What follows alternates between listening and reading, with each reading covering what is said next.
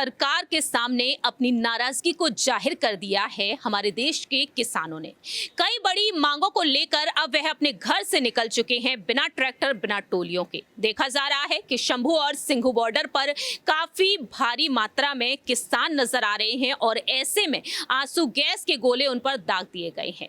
और अब यहाँ पर सवाल यही उठ रहा है, आलोचनाओं का सामना कहीं ना कहीं मोदी सरकार करती हुई नजर आई है। क्या किसानों के दिल्ली कूच करने से केंद्र की मोदी सरकार डर चुकी है? क्या वाकई में मोदी सरकार की मुश्किलें अब इस आंदोलन से बढ़ती हुई नजर आएंगी? क्योंकि लोकसभा चुनाव में मोदी सरकार पूरा फायदा चाहती है, लेकिन किसान क्या वाकई में इस फायदे को भारी नुकसान भी दे सकते हैं या नहीं? नमस्कार, मैं प्रांशी राठौर और आप देख रहे हैं नेक्स्ट 9 न्यूज। सबसे पहले यहाँ पर आपको वो विजुअल्स दिखाते हैं कि जिस तरीके से किसान दिल्ली की तरफ कूच करने के लिए तैयार ही हुए थे, लेकिन गैस के गोले उन पर दाग दिए गए, कंक्रीट और गैस के गोले और ड्रोन के जरिए भी उन पर गोले बरसा दिए गए। देखिए, किसान का हम नहीं बोल रहे, किसान लोग तो धरना बैठे हैं और किसान लोग वहाँ पर 1 साल तक बैठे, उनकी कोई चिंता उन्होंने नहीं की और 3 काले कानून लाके उन्होंने फिर बाद में वापस लिया। भारत से प्रभावित होकर के दूसरे देशों से भारत आए शांति की तलाश में, जीवन का मतलब समझे उसके लिए। बीटल्स के बारे में सुना होगा, जिस समय वो पीक पे थे अपने, उस समय भारत में ही आए और कई आश्रम में रहे और भगवान कृष्ण के शरण में भी रह गए। तो ये भारत हमारे धर्मों का देश है, लेकिन हमें विवेकानंद जी को याद रखना चाहिए। स्वामी विवेकानंद जी ने कहा कि हमारे देश में धर्म की कमी नहीं है, धर्म बहुत है, लेकिन रोटी कब मिलेगी और रोजगार कब मिलेंगे?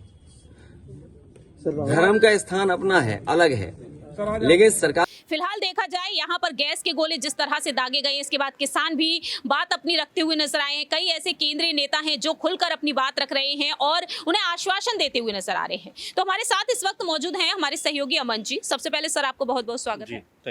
जैसा कि सर आप भी जानते हैं कि इससे पहले भी किसान आंदोलन हो चुका है, लेकिन उन्हें आश्वासन दिया गया था उस वक्त, और वो आश्वासन कहीं ना कहीं अब भी पूरा नहीं हुआ है। और ऐसे में देखा जाए तो किसान एक बार फिर से अपने घर से निकल चुके हैं और ऐसे में सवाल यही उठ रहा है कि दिल्ली में बैठी यहाँ पर जो मोदी सरकार है, क्या वह डर चुकी है? आज जो नजारा हमने देखा, पीएम मोदी जी को लेकर खबर ये आती है कि वह यूएई के दौरे पर हैं।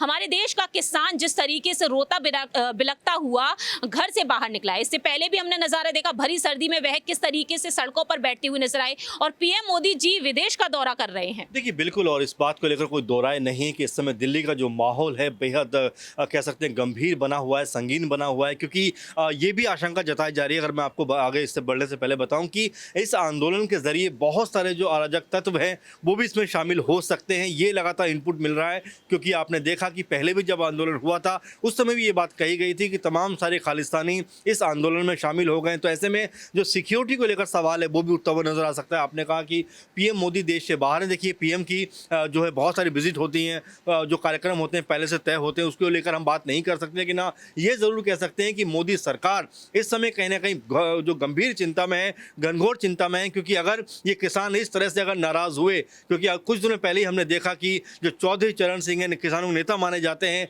उनको मोदी सरकार भारत रत्न देने का जो है ऐलान करती है। साथ में जयंत चौधरी जो उनके पोते हैं, वो कहते हैं कि भाई हम भी अब एनडीए के साथ जाएंगे, हमें सपा के साथ नहीं रहना। लेकिन अब वही जो कह सकते हैं मोदी सरकार है जो किसानों की तरफ इस तरह का रुख दिखाती हुई नजर आ रही है, जो उससे ये बात जरूर साबित हो जाती है कि आने वाले दिनों में किसानों का जो गुस्सा है वो हो सकता है बीजेपी सरकार की तरफ अब निकलता हुआ नजर आ जाए। क्योंकि एक तरफ तो आप किसानों के हितों की बात करते हो, आप ये बात करते हो कि 2022 तक हम किसानों की जो आय है वो दोगुनी कर देंगे, लेकिन देखिए अब 2024 का वक्त आ गया है। तो ऐसे में अगर आप किसानों से ही बात करेंगे तो क्या उनकी जो आय है क्या वो दोगुनी हो पाई? अपने आप में बड़ा सवाल है। और क्या जो एमएसपी को लेकर लगातार सवाल उठते रहे हैं कि भाई जो किसान अपनी लागत लगाता है, जमा पूंजी लगाता है, क्या उसको वो भी रिटर्न हो पाता है? ये दूसरा सवाल।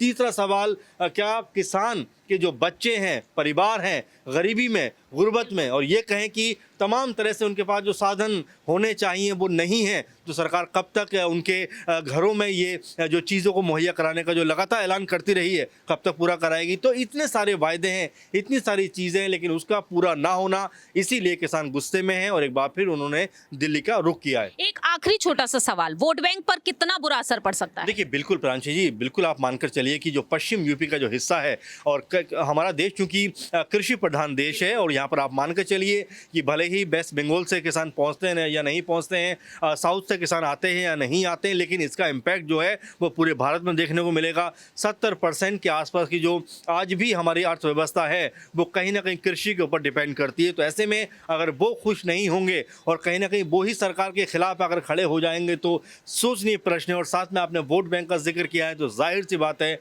इससे वोट बैंक पे भी असर पड़ सकता है, क्योंकि मोदी सरकार ने कुछ दिनों पहले जैसा हमने देखा तमाम सारी घोषणाएं भी की और साथ में एनडीए में जिस तरह जयंत चौधरी की एंट्री कराई है, अगर किसान उनसे नाराज रहते हैं तो आप ये मानिए कि जो पश्चिम की राजनीति बीजेपी चाह रही थी कि उनके पक्ष में पूरी तरह हो जाए, उसको भारी नुकसान हो सकता है। वाकई में अब देखा जाए तो यही देखना होगा कि दिल्ली में जिस तरीके से किसानों का अब रुख देखने को मिल रहा है, इसके बाद मोदी सरकार को वाकई में नुकसान होता हुआ नजर आएगा या फिर इस आंदोलन का मोदी सरकार एक बड़ा फायदा ले सकती है उनके समर्थन में फैसला सुनाकर। देखते हैं वक्त के साथ साथ आखिरकार क्या कुछ होता है, लेकिन यहाँ पर एक बड़ी बात यह भी है कि किसान जिस तरीके से आंदोलन कर रहे हैं तो बहती गंगा में हाथ धोने के लिए तो यहाँ पर नजर आएंगे विपक्षी दल भी। देखना होगा कि आम आदमी पार्टी से लेकर कांग्रेस, कांग्रेस से लेकर यहाँ पर बाकी के तमाम राजनीतिक दल किसानों के समर्थन में क्या कुछ करते हैं। इस खास रिपोर्ट में इतना ही, तब तक के लिए आप देखते रहिए नेक्स्ट 9।